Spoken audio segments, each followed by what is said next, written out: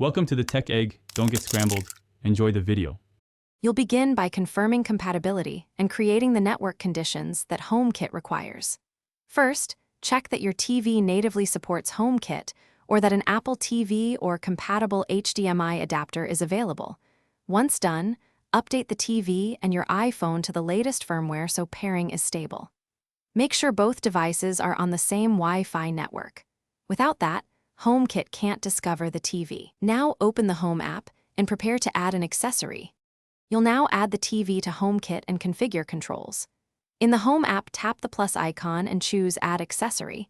If the TV broadcasts, it may appear automatically, otherwise scan the Homekit setup code on the device or manual entry screen.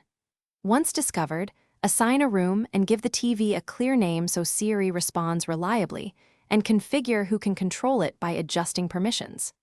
After that, test basic power and input commands to verify communication. Finish by validating automations and voice control so everything behaves as expected. Test Siri commands like turn on, switch input, and set volume, then create a simple automation such as turn on TV at a specific time.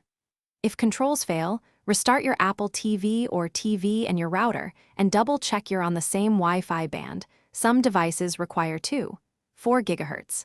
If problems persist, unpair and re-add the TV, or reset its Homekit settings to clear stale data, and try pairing again.